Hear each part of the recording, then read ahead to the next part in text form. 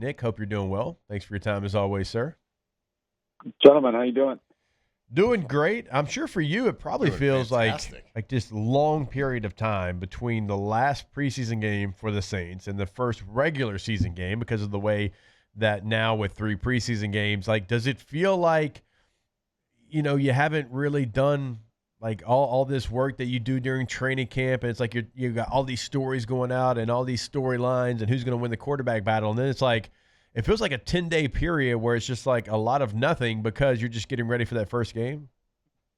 Yeah, there's always the lull after training camp, preseason, and after the draft, where like it kind of slows down, and you just forced to sit there and realize that like it's just a lot of BS. Like like all the work you do on the draft guys, and it isn't the guys you were looking at. All the storylines in training camp, and like all the hypotheticals and possibilities settle out, and it's just a bunch of stuff that didn't happen. But I'm excited, man. Like this is I've probably never been more eager to see what a team looks like. I've never been more unsure of what a team's going to look like. I just want to see the curtain come up and kind of find out. But the little break here was great. Like, just spent the weekend watching like 19 college football games, kind of scouting the QBs a little bit. So it's been a good little 10-day break, and it's kind of interesting because I do think this college season is a little bit of a backdrop to this Saints season in more ways than it ever has been, just because of the QB questions. I think they're probably pretty committed to Shuck and his development, but you never know. If you're picking at the top of the draft, you do have to consider everything. Yeah. And Nick, I would say probably from a fan standpoint, you're just excited to watch football and watch the Saints. And it's week 1. There's a lot of excitement. There's a lot of build up to that. But like for professionally speaking, like you also have to be excited that you don't have to basically manufacture like content based on like one play that happened in a random like Thursday practice, right? You get to actually like do your job and write columns, write stories, and come up with content like based on real facts. Now we get like the rubber meets the road this week, where real games you can really judge a quarterback, you can really judge an offensive line, a defense, Kellen Moore, everything like that. So it's got to make your job easier a little bit once week 1 starts. Oh, no doubt about it. I mean, yeah, it's for 6 months you're just kind of manufacturing stuff and coming up with ideas, and yeah, it's a little bit more right in front of you, and you're looking at what's happening and deciphering it. Just even last week I was watching the Cardinals, and like being able to actually watch like a defense and trying to figure out like what it means, and actually having something real and a context to put it into was great. And then like they are a highly fascinating team on defense with some of the stuff they're doing. They play like this penny front, disguise everything out of it, and it's a ton of stunts. And then they just brought back Campbell, and they added Dalvin Tomlinson and Josh Sweat. So like it kind of felt like smoke and mirrors last year to hide a lack of talent in the front. Now they have like real guys up there. So it's going to be interesting to see how that comes together. And then in the back end, like some of the stuff they're doing with these safeties is a lot different, at least from my vantage point, from what we see around the league. It's just kind of they use those 3 guys back there. Buda Baker's the main one, and you kind of got that penny front up front, and then just the 3 safeties like just straight across in a line, and they kind of hold that like until after the snap, and then they can like rotate into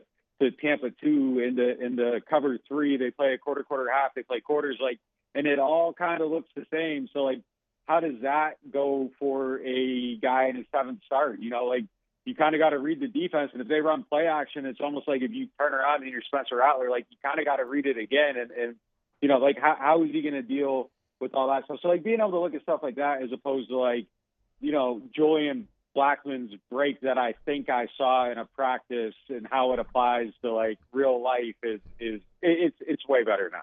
Nick, how long of a leash does Rattler have? How many games does he have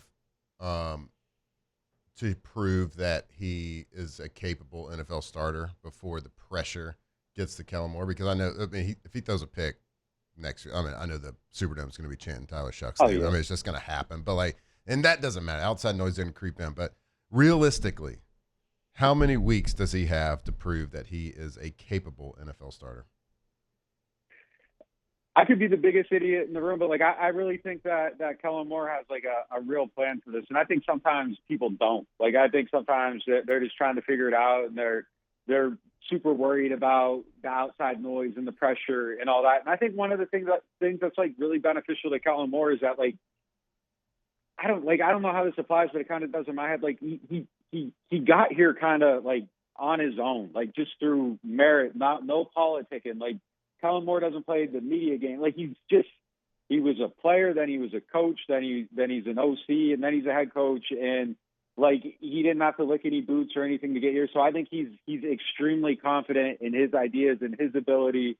And I think that makes him a little bit different than guys. And I think it's going to be loud, and people are going to be talking, and there's going to be people booing. And I'm going to be on here Tuesday morning after week 3, after they start 0-3, being like, man, I don't know, maybe they got to change it. But like, I think he knows exactly what he wants to do with it. And I think it's probably more about prioritizing Chuck's development and making sure he's ready when he goes in, more so than necessarily the results every week. And I think that he's going to stick to that. Like, I really believe he knows what he's looking for, and he's going to wait until Chuck's ready. Because like, even just coming right out of it, I think it takes, some courage to not go with Chuck right away. Like, this battle was extremely close, and this is the guy you picked 40th.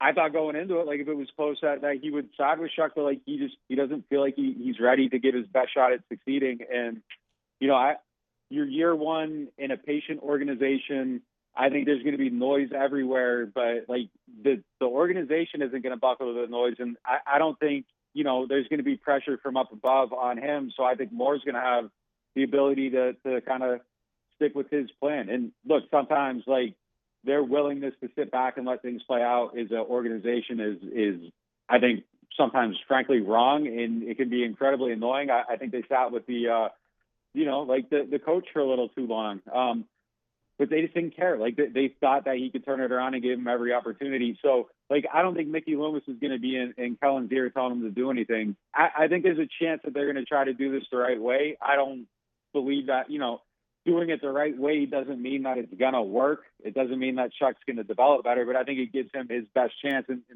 I think I really believe they're going to do it in whatever vision they have. And I think that leash is going to be dictated not just by wins and losses, but by like what's happening behind closed doors.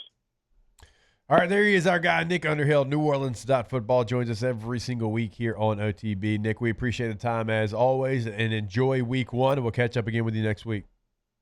All right, guys, take it easy.